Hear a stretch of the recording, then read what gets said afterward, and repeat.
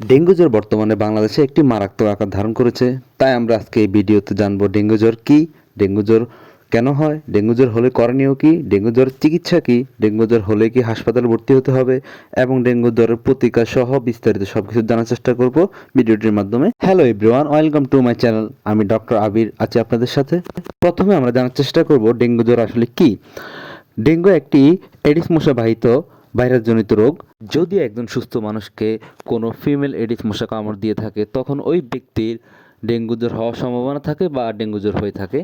Dengue জ্বরের কিছু common উপসর্গ রয়েছে, যেগুলো হলো তীব্র জ্বর হতে পারে, যেটাকে আমরা হাই গ্রেড ফিভার বলে থাকি। তীব্র মাথা ব্যথার সাথে পুরো শরীর ব্যথা করতে পারে, চোখের উপরে ব্যথা হতে পারে, জয়েন্টে ব্যথা হতে পারে, কারো কারো ক্ষেত্রে বমির ভাব, বমি অথবা পাতলা পায়খানা শুরু হতে পারে, কারো কারো ক্ষেত্রে শরীরে র্যাশ দেখা দিতে পারে, কারো কারো ক্ষেত্রে শরীর যে কোনো অঙ্গ থেকে রক্তক্ষরণ হতে পারে, কারো কারো ক্ষেত্রে ব্লাড প্রেশার কমে যেতে পারে, সাথে প্লাটেলেট কাউন্টটা অনেক কমে যেতে পারে। এইসব উপসর্গ দেখা দিলে আপনি আপনার নিকটস্থ একজন চিকিৎসকের সাথে আলোচনা করতে পারেন।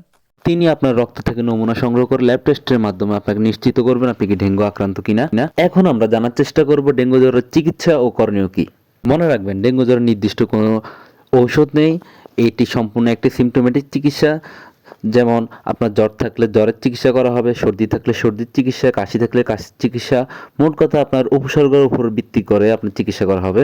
তাই ডেঙ্গু জ্বর হলে যে হাসপাতালে ভর্তি হয়ে চিকিৎসা নিতে হবে ব্যাপারটা এমন না, চাইলে বাসায় থেকেও চিকিৎসা নেওয়া যেতে পারে। এখন প্রশ্ন জাগতে পারে যে কোন কোন উপসর্গ দেখা দিলে আমরা হাসপাতালে ভর্তি হয়ে চিকিৎসা নিব। ডেঙ্গু জ্বরের কিছু খারাপ উপসর্গ রয়েছে, যেগুলো দেখা দিলে আপনি হাসপাতালে ভর্তি হয়ে চিকিৎসা নিতে পারেন।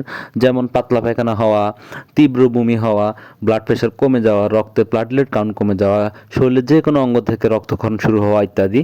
ডেঙ্গু আক্রান্ত হওয়ার পর খেয়াল রাখতে হবে শরীর যাতে কোনোভাবে ডিহাইড্রেট না হয়ে যায়, সেই জন্য প্রচুর পরিমাণ তরল খাবার খেতে হবে, যেমন পানি, খাবার, স্যালাইন, ডাবের পানি, ফলের রস ইত্যাদি খেতে হবে।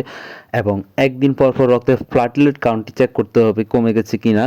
সাথে ব্লাড প্রেশারও দেখতে হবে, শরীরে কোনো জায়গা থেকে রক্তক্ষরণ হচ্ছে কিনা সেদিকেও খেয়াল রাখতে হবে, পাতলা পায়খানা বা বমি হচ্ছে কিনা ওইটাও খেয়াল রাখতে হবে। ডেঙ্গু আক্রান্ত হওয়ার পর অহেতুক অ্যান্টিবায়োটিক খেয়ে টাকা নষ্ট করার কোনো লাভ নেই।